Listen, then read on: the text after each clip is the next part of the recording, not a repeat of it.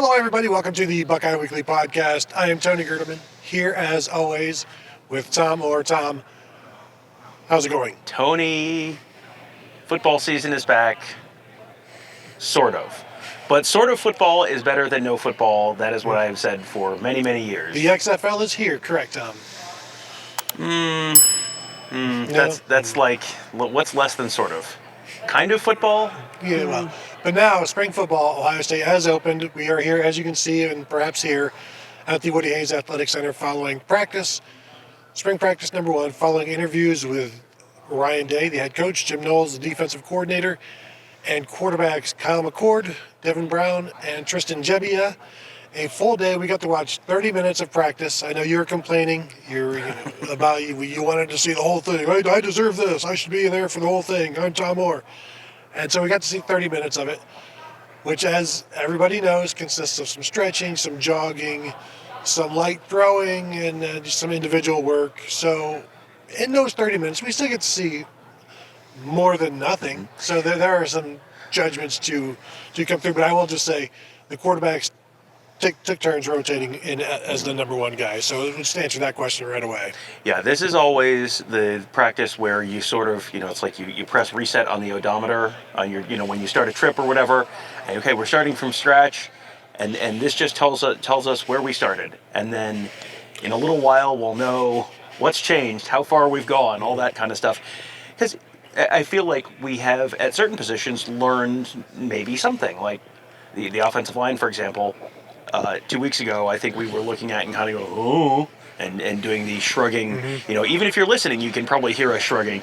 Now it's like, okay, now we have a little bit of a starting point, and we'll see on Friday if anything's changed, or Thursday whether everything's changed, or in a couple weeks once they get pads on, we'll see how much has changed. But this is always a really good, just sort of baseline for, okay, now we know where they're starting and what kind of the thinking is, and then we'll see how that thinking changes and progresses over the spring. Yeah, you touched on something we learned, and that's right now Josh Fryar is at left tackle. Mm-hmm. So he has moved from right tackle, and he was the number one left tackle. The drill I saw had Zen Michalski as the number one right tackle, but also right next to him was Tegra Shabola. So as Ryan Day said, following practice, those two guys are working there, trying to win that battle. And then the number one center was Carson Hinsman, the redshirt freshman. The number two one I saw was Victor Cutler. I think with a lot of these transfers that I've noticed, they're kind of in the back of the line right now, just getting up to speed. They all have their black stripes on.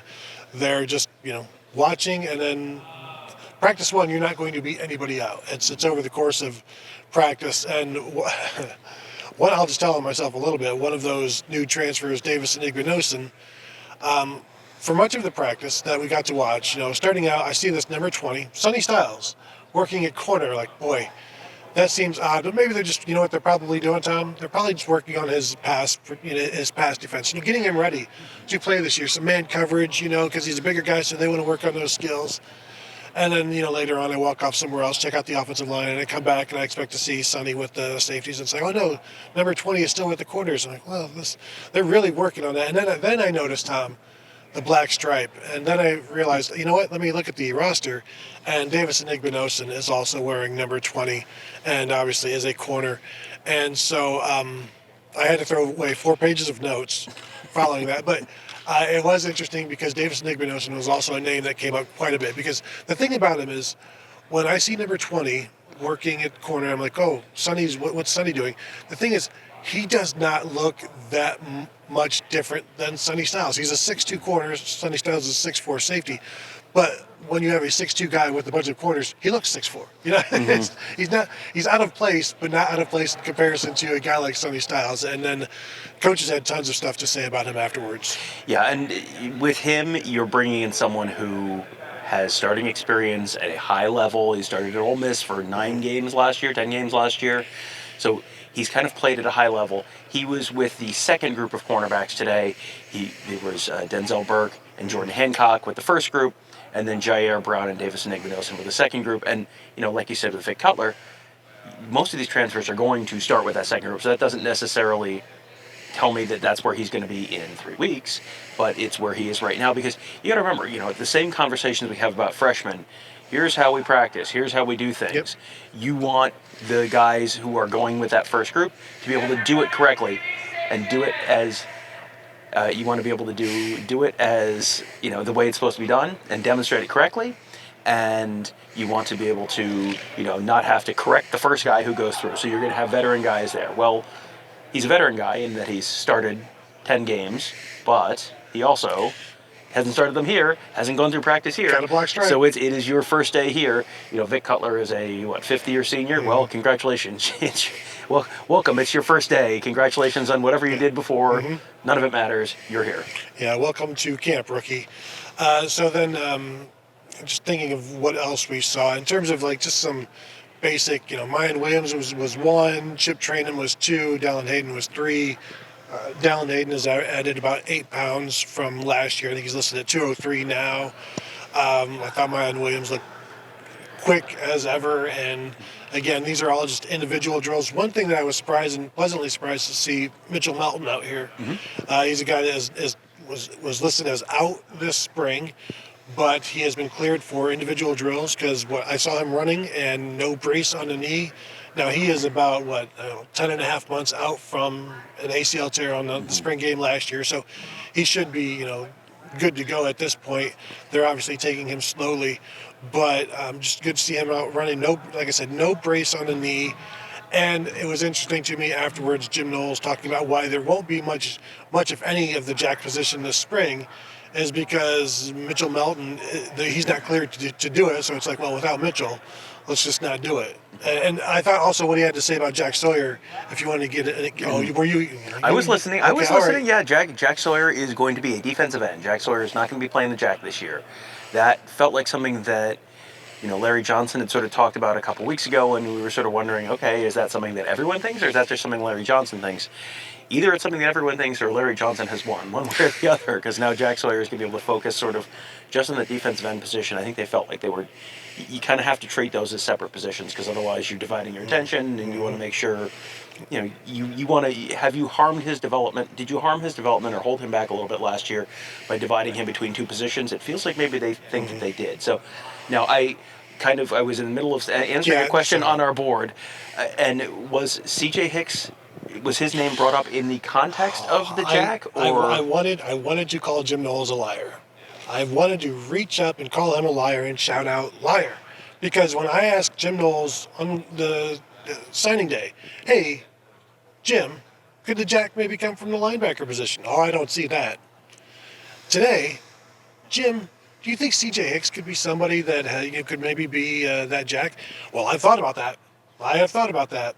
And I don't know, maybe I gave him the idea, probably. I mean, we've done a lot of shows between then and now to kind of convince him that maybe that's a good idea. So I will give credit to other people. I'm sure we're not the only ones to think, what that guy ought to do. Just point and shoot, point and click, that sort of thing. And because that's one of the things he talked about with CJ, just continuing to understand everything that is involved. And yet at that jack position, there isn't necessarily as much to understand. It's just go get it. But they're focused on the fundamentals of everything this spring, and so they're not going to be doing that jack position. I wonder how, because I'm not entirely sure. He said that Jack Sawyer wouldn't be doing it at all this year. They just want him focused on the defensive end, and I think we'll see how that position shakes out later on. But even if he did say it, can you trust anything Jim Knowles says? Tom, you are correct, sir. So we'll see where that goes. But again, good to see Mitchell Melton out there. He said, Caden Curry is a guy they may look there as well. And Ryan, I think it was Ryan Day that said, he started out hot last year, but then kind of leveled off. And they talked to him about making sure that doesn't happen again and hitting spring the right way. And so, he's a guy I don't really have any doubts in. No, I don't think so. I think you've got reason to think that whatever they do with him, it's probably going to be productive. A couple other spots on that defensive end. I mean, because I think those are right now probably Tuimoloau, Sawyer, Curry, feel like your top three. The other two guys behind them, who are kind of the next two guys in that line, Kenyatta Jackson and Amari Abor. Amari Abor is up to 268 pounds. I think he's put on 15 pounds or something. From 249, the last roster I had. 249 to 268, so 19 pounds.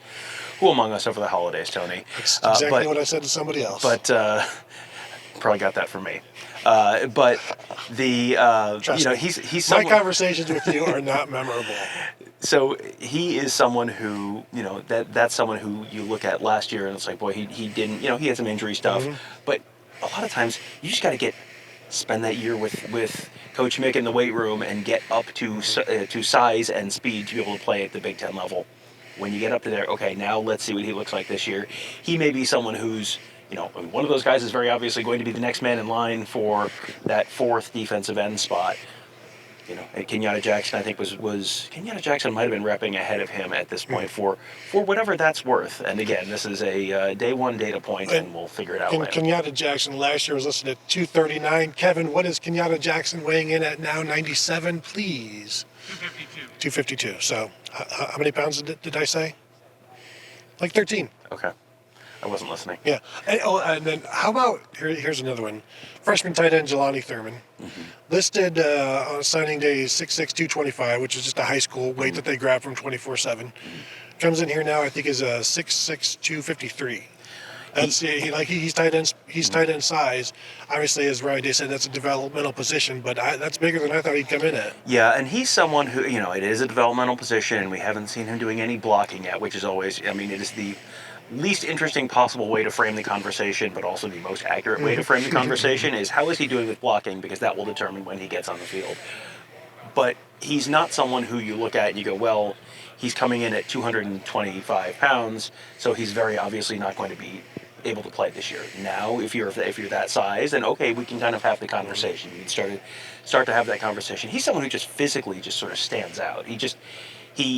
I think if you go through my photo gallery, you're going to see I have like 3 or 4 photos because it's kind of like I kept looking. I'm like, who's that? Oh, it's Jelani Thurman. Okay.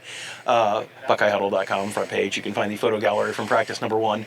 But yeah, he's someone who does not look out of place as a true freshman, that's kind of okay. Lots of guys who have not looked out of place day one also don't play a whole lot their freshman year, but the guys who do play their freshman year, generally it's guys who don't look out of place their first day. I watched Miles Walker for a little bit. True freshman offensive tackle. Looks like the athlete they thought they were signing. And obviously he's just a long way away, but one of those guys that looks the part.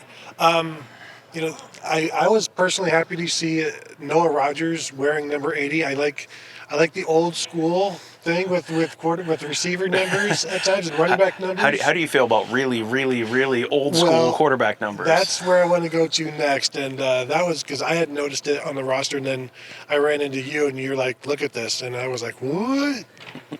And the thing that made Tony make that noise was you've got Kyle McCord wearing number 6, very traditional quarterback jersey, same number he was wearing last year. Bobby Brister. Yes, exactly. All the greats.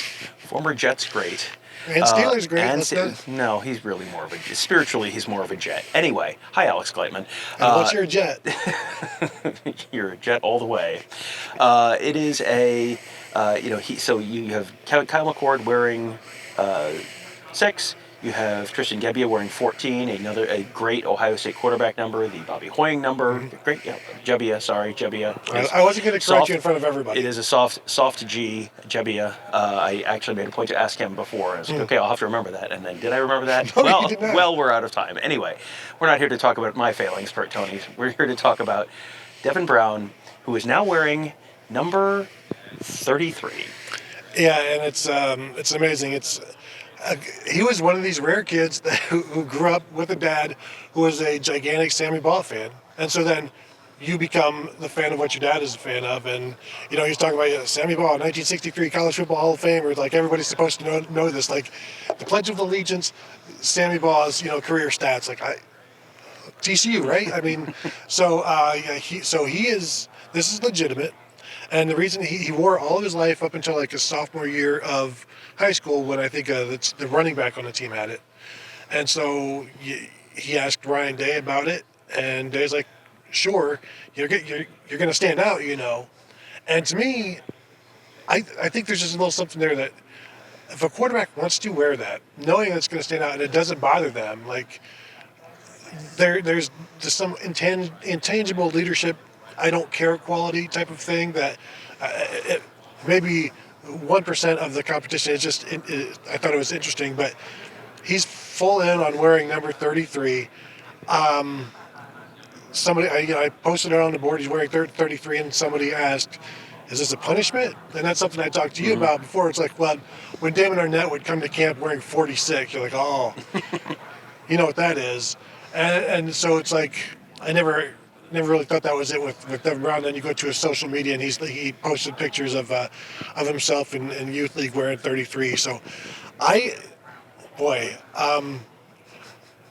I've been impartial about this whole quarterback race, but it would be really fascinating, odd to see constant highlights of an Ohio State quarterback wearing 33. Yeah, I feel like the weird number thing has kind of gotten a little more mainstream, where you've got all these kickers and punters wearing numbers in the 90s now. And you go back like Devin Gardner at Michigan wore 98. But it was ugly. It looks weird. But Devin Gardner did win the starting quarterback job. What would happen if Kyle McCord comes out on Thursday and he's like, I'm wearing 5 7/8? Like, what? At that point, Tony, how does that change your view of the quarterback competition? There are no rules. Well, there is one number that he could be wearing. It's not an eligible number, but no.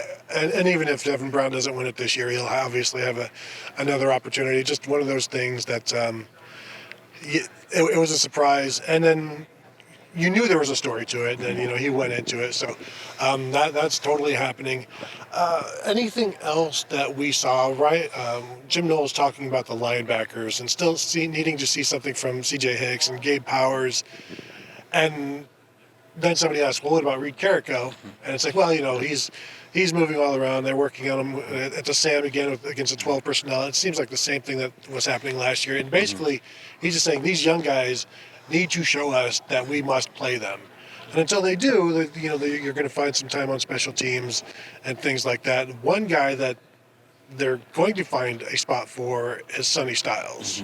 Yeah, Sonny Styles. I heard he was working at the corners, but I don't think that was true. I'll need to confirm this. Yes, that was extremely weird. You normally will have, if you've got a duplicate number, it'll be one guy on one side of the ball, one guy on the other side of the ball.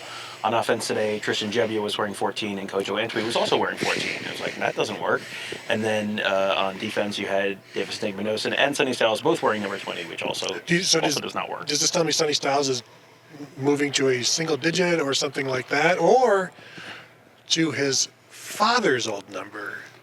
Which was 90. Okay, 90. I was trying to remember what Lorenzo wore. Yeah, 90. Okay. I believe it was 90. I don't think it was 91. I think it was 90. Boy, a safety wearing 90 would be. Hey, if we're doing quarterbacks 33. Yeah, that's true. That's true. But I thought it was interesting. Jim Knowles talking about how the defensive staff holds a draft of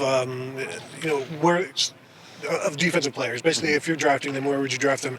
That way, he gets an idea of what all of the coaches think. And so, he said that Denzel Burke was always at the top of the board. But in terms of Sonny Styles, he said he's one of those guys that they're going to have to find a place for him. He's one of the guys that you look for your top 11, and if you ask the defensive coaches, they're probably going to mention him in that group. And so this spring is about experimenting, finding ways to put him in his best position and the ways to best help the defense. And that was something I asked him about spring day when he's talking about experimenting, or on signing day, talking about experimenting with the defense. And a lot of that experimentation is going to involve Sonny Styles. And Tom, I've already gone over my theory. Just put him at strong safety, and then on running downs, you can move him down, move Jihad Carter back to deep safety. I mean, it's very simple. There's not a lot of moving parts. Yeah, and he's someone who, when they talk about him, it's like they don't know what they're going to do with him. When they talk about C.J. Hicks, they don't necessarily know what they're going to do with him. But with Sonny Styles, it feels much more like,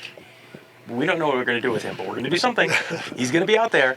And C.J. Hicks is, and part of this is based on, there's a lot more veteran depth ahead of C.J. Hicks at the linebacker spots. That's for sure part of it. But, and if they're moving him to potentially jack, or to having a role as the jack, then maybe they are kind of looking for a way to get him on the field as well. But with Sonny Styles, it feels like he's going to be out there somewhere. I don't know where he's going to be playing, but when they talk about finding their best 11, it feels like they think he's part of their best 11, because if they didn't, they wouldn't have had him out there against Georgia. And it feels like, listening to Jim Knowles talk today, it felt like he was very happy with what they saw out of Sonny Styles. And just, how remarkable it is that he was still supposed to be a high school student. Like, he should still have been going to his, high school, a month after finishing up his high school career and getting ready for, whatever the winter formal at Pickerington North Central. There's too many Pickerington high schools. I think these do all together. Okay. Yeah, anyway, so yes. So at Pickerington Coagulated High School. This is a conglomerate. Yes. Pickerington Conglomerated School District, yes. This is a lot of Pickerington talk for not having Kevin on the show. Anyway, I'll make that trade. But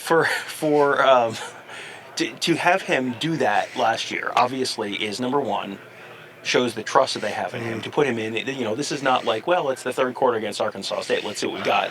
This was the first half of a college football playoff game, do or die, and he's out there a bunch. So, yeah, I would be very surprised if a healthy Sonny Styles was not part of their best 11 going into the fall. The number one punt returner for the Buckeyes today when I was watching was Marvin Harrison.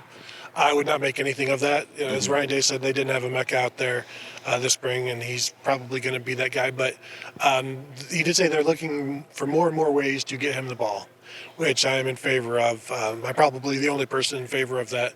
But he's always practicing returning punts. So in case anybody blows that up, I don't make too much of that, in my opinion. Just an interesting thought from me, or I thought it was interesting, and here's a thought from me. Just seeing, because we talked to Devin Brown and Kyle McCord, and watching they interact together they're the best of friends. They talk for 15 minutes each, at their respective tables, and then they get up to be done, and then they get grabbed by 4 other people in a row, just asking questions, other media people, and they're just completely fine. They're easy to talk to. They're not. There's no. I'm too good for this star power type of thing. They're still so entrenched in the competition and the fact that they are not yet the starter, and they're doing everything they can to prove that they are the starter, but they're not big timing anybody yet, like a quarterback. Yeah, no, and not the CJ Stroud. No. CJ Stroud was never. CJ Stroud was overly unself-assuming, and neither of them have won anything. This is the old Urban Meyer, potential just means you haven't done anything yet, and Kyle McCord has 1 career start, and Devin Brown has 0 career pass attempts, right? So, you wouldn't anticipate that anyone would be big time, because if you came into the spring knowing, okay, Justin Fields in 2019, you came into the spring knowing, okay, it's an open quarterback battle, yada yada, okay, it's going to be Justin Fields. This year, you haven't won the spot yet, and it's not like you're going to do a timeshare. So, I wouldn't expect either of those guys, even setting aside the, their history, their personalities, you wouldn't expect that. No, and I asked them both because everything they're doing is being evaluated and being judged, and so I said, how do you balance being yourself with doing what you think the coaches want to see from you? And they both gave the right answer, and it's you have to be yourself, because that's ultimately who you're going to be in crunch time when, as everything is going on, the coaches want to see who you really are. And so I think coaches will also know when you're being fake. Mm-hmm. So those guys they both said, I'm just going to be myself, and that's the only way you can put your best self out there, is to be true in basically everything you do. So they both have really good approach to this whole thing. Well, and neither of these guys are new to the program, new to the building. These guys have been recruited for years, and then they've been here for years. So at a certain point, you know who a person is, you know what a personality is, and if you try and put on something else, people are going to pick up on that pretty quickly. And, for as important as they view leadership as being, people want to be led by someone genuine. You don't want to be led by someone fake. So, I think these are guys who are kind of going through it. I'm always impressed with relatively young guys who are sort of cast into the spotlight, who are then able to go and talk in front of a sea of TV cameras and a ton of people, and not get nervous, not get freaked out, not get overwhelmed. But that's just that's like life in the big city. And you've been here a year, you've been here 2 years, you've seen it, you understand, you kind of know what the deal is. And someone today referred to the starting quarterback as one of the most important people in the state, which is really Was it you? Yeah. Oh, well. It seemed insightful, which I was like, I don't remember who it was, but it wasn't you. I know it wasn't you. Yeah, I mean, but there's the old line that the most important person in the state is the governor, and the number 2 is the head coach at Ohio State, and the quarterback. I don't know where exactly in the line of succession the quarterback falls. Ahead of the lieutenant governor. Ahead of anyone on the Reds or the Guardians or the Blue Jackets or the Crew. I mean, you're relatively high up, and that's a lot to take on if you're 20 years old.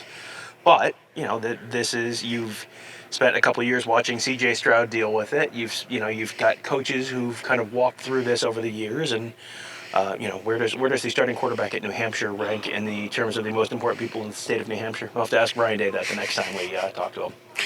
I'll let you know when I find out. The second year receivers were asked about. Ryan Day was asked about those guys. Keon Grays, Caleb Burton, Caleb Brown, and Kojo Antwi. Boom. And he said, well, those guys are going to really be pushed by the 3 freshmen that are here now, and then mentioned Brandon Ennis, who will be here in the summer. So you've got Carnell Tate, Noah Rogers, Bryson Rogers here this spring. Keon Gray's now wearing number 7. Here's something that means maybe nothing to anybody, but it caught me when practice started. You've got it's just all stretching, and then they're like, okay, we're going to do some winner-losers. And so they had some winner-losers with the 5-yard sprints, and Caleb Burton came up as a winner both of his sprints. And it may mean absolutely nothing because he may have been going against a backup center. But you never heard his name at all last year. There were tons of questions about it, and he came on, just never saw the field. I don't even know if he ever really traveled. But to hear his name twice right away today, I thought, that's more than we've heard maybe his entire career. Well, it's just kind of proof of life where, okay, good news, he's still part of the program. And then, now you'll see kind of how we'll find out over the next few weeks how much that really means. But there are opportunities there. I mean, because you've got, you have no more JSN, so there's an open, well, I don't know if there really is an open starting spot because he really didn't start last year, but you have roles where you could earn your way into that rotation there, and we've talked about Jaden Ballard potentially trying to do that, and some of those second-year guys trying to do that, and maybe one of the first-year guys can get in there. But there are opportunities, and this is a spot where, with the way Brian Hartline recruits, you'd better keep moving forward, because if you're standing still, you're falling behind. This because you've got way too much talent coming behind you. You've got way too much talent in the rest of your class. Someone from that second-year class. I think people in general viewed them as a little bit disappointing last year, that they just weren't contributing in a way that previous freshman recruiting wide receiver classes had. I don't know that that's fair, but it's, you have an opportunity now to be the guy from that 2022 recruiting class who maybe seizes the opportunity, because you've got no Julian Fleming this spring, you've got no Emeka Ibuka this spring. So even if there aren't snaps open this fall, there are snaps open this spring to potentially earn those snaps this fall. And they said they're also going to be smart with Marvin Harrison and Xavier Johnson. So the 7 young guys and Jaden Ballard that are here, they're going to get all of the work that they want. And he did say that the true freshman receivers have already impressed them through the offseason, the workouts and things like that. Anything else from today that caught you, surprised you, that you learned, that you didn't know, that you made you feel ignorant beforehand, but now you feel a little bit smarter? I think we've covered most of it. It was, I was really maybe most interested in the offensive line, like we talked about, just because it was such just a mystery box of what is this going to be. And okay, now we have a little bit of a starting point with that, and Carson Hinsman at center, and Josh Fryer at left tackle, and Zen Mahalski at right tackle. Now we at least have something we can sort of start from in sort of understanding what their thinking is, because before that it was real wide open. Yeah. So we will be back on Thursday. Like I said, we'll get another 30-minute window here. Provide you guys with more updates after that. But I want to thank you all for joining us. Find us at BuckeyeHuddle.com. Become a member. Say hello to us on the message board. Also, continue to find us at YouTube.com/BuckeyeHuddle. That will do it from the Woody Hayes Athletic Center. Talk to you guys later.